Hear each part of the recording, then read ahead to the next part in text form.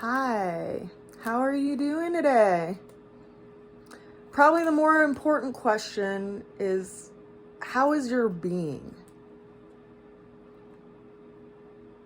Are you well?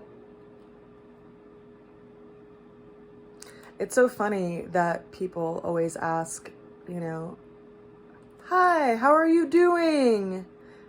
And we say good. And there's like so much that's going on behind that. And so I always thought it was funny when people would come into coffee shops and I would say hello and ask them how they were, and their response was extra hot white mocha or, large latte or something along those lines. And it just always struck me how little people listen to what's being spoken to them because they're just in this routine, So odd, right? So very odd. Well, today we have an opening card of the Ten of Cups. Our challenge is the High Priestess. The way we're going to get through the challenge is the Seven of Wands. And the overall outcome of the day is the King of Pentacles. So, what does happily ever after look like? Okay. The Ten of Cups is our opening card for the day, and it brings up this question of what does it look like? What's the flavor of that, right? When I was growing up, I, like many of you, had stories read to me as a kid, or read stories in school. And some of these were fairy tales, right? Disney has built a whole empire off of this idea of the fairy tale. And it's this idea of a person, an individual who's going through some kind of hardship, and they go through all of these different experiences in life, and then they finally get to this place that they've overcome all of these hardships and they've attained happily ever after. Ta-da! Never to be shifted from, never to be fallen away from. It has been attained. I got a medal for it. I have it in my pocket. I have it, right? Happily ever after. This idea that we've been threaded with in our lives. And so it brings up this energetic of, what does that look like for us? And is it something that is permanent when we acquire it? Because there is no true perpetual happiness, right? It's something that has to be worked with every day, much like a ball of clay. Like, we have to mold it into something each and every day, because it's not like it's a permanent thing. It's not like it's something that, like, once we get to that chapter, the book just closes and it's just accepted, like happiness forever and ever and after. It's something that ebbs and flows in life. And so we're looking at this today. What does it mean? What does happily ever after actually mean? The challenge that we have is the High Priestess. So here we have a person sitting between two pillars, a black pillar and a white pillar, and she's like the container for everything in between, right? It's this idea of like our memories and things that we've experienced that we carry with us, and sometimes how these things that we carry with us can actually get in the way of us experiencing this happily ever after. It's, like a person who goes through life shaking their fist at their childhood, not realizing that they are just giving away all of their energy to their past and not setting their attention to their present moment of what they can be right now, right? How do our memories get in the way of us actually attaining this ideal? Now, it's interesting, right? Because we can say that when we're in any experience in life, if I'm starting at point A and I go to point B and point C, I'm going to have different experiences through all of those different nodes, right? And I may actually have something that was a huge force that moved me to point B from point A, and I may have moved there very reluctantly, kind of like, you know, someone who's living on the coast and the waters just start to rise, and as much as they'd like to stay there, they have to move, right? Because they can't keep the ocean from swallowing their house. And they may find themselves moving to point B, and point B is not a comfortable place either. And so then they find themselves moving to point C, and all these different movements, they can be like, you know, looking back at what they lost and looking back at what they let go of. And every movement becomes that much heavier and that much bigger of a burden as they're traveling down the road.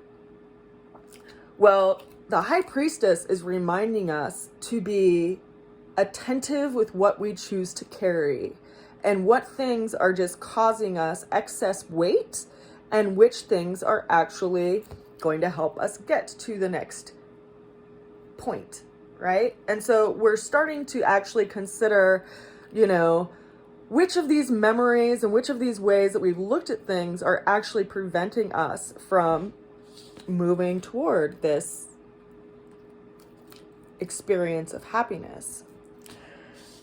Painful memories are something that are hard to shift away from, and yet it's also important to consider that it still is in movement. It's still in becoming, much like you and I. So consider this Seven of Wands, right? This card has popped in a few times over the last week, and it's a card reminding us of boundaries. And a lot of times we consider boundaries as something external of us, right? Like this is my boundary, do not cross it. And yet there's also boundaries that we have to have with our own self too, you know, in regard to like where we take our attention and where we put our effort and where we feed the fire, right? And so can we see that sometimes things have happened in our lives to show us a boundary so that we can work our way around it, work our way over it, work our way through it, right? And where do we actually have boundaries with ourselves? Because we can become so certain in how an experience was or how it landed. And yet something that's so interesting about the emotional aspect to our being is that it's the only element, as far as, you know, being associated with the element of water, that has three different forms to it, right?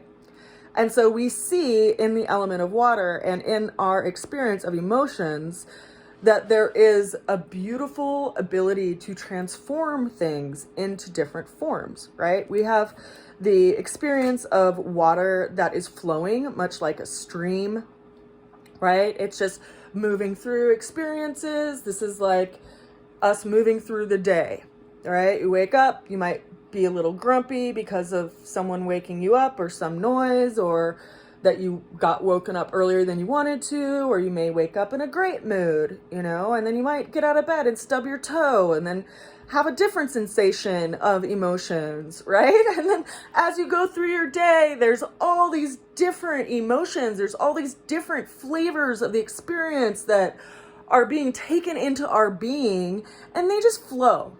We just move through them, kind of like a stream.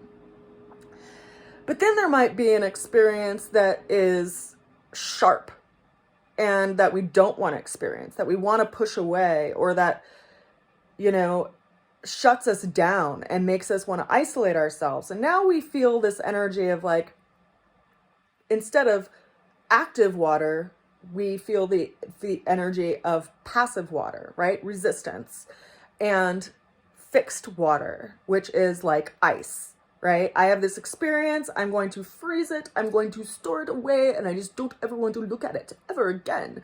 Well, that's like a stuck emotion, that's something that is still going to be carried with you, even if you don't want to look at it, right?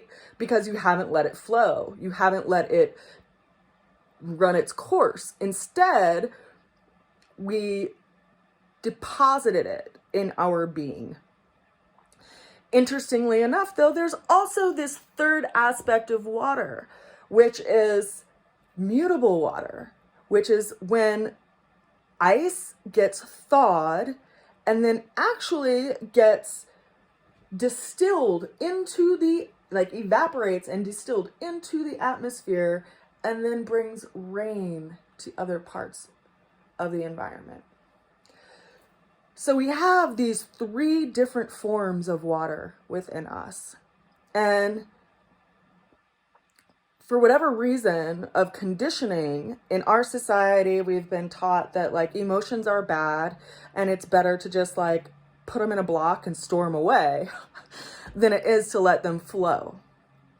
And I think this is why we've seen so much dis-ease and illness well up in our society, is because we have made emotions the bad guy when really they are our avenue for becoming and our avenue for transformation, quite literally, from something that is stuck into something that can actually give outwardly to help others grow, right?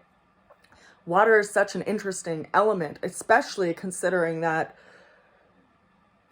you know, throughout our lives, we have like 60 to 75% of water in us. And so does our globe. And if you haven't ever come across the work of Dr. Emoto Mazuro, who speaks about the messages in water, I highly recommend you look into that being and the work that he's done and put out onto this planet. So let's get to our way that we're going to get through our challenge today. Okay. We have fixed earth, right? The King of Pentacles, related to Taurus, right? Super stable, super solid, ain't going to go nowhere, right? And right now, Taurus has Uranus in it, creating lots of change to all that stability, right? And all of that is happening outside of our control. And so if we're going to beat ourselves up over something that is outside of our control, please consider that that is not something that is useful to carry with you each and every day. We're all in this place of having to come back down to what is our belief system? Where are we solid in this experience, right? And how do we show up in times of change? It's really interesting to me because, you know, as much as we try to keep everything stable and unshifting, we really don't realize what we're capable of until things change and things shift. And so it may just be that we're all living right now during this extreme time of change, so that something can be born out of each of us that we never knew was possible. And this experience is asking us to show up as solid when people throw wind and water at us. Interesting stuff. I wish you all well, and I hope you have a beautiful day. I'll see you again soon. Bye for now.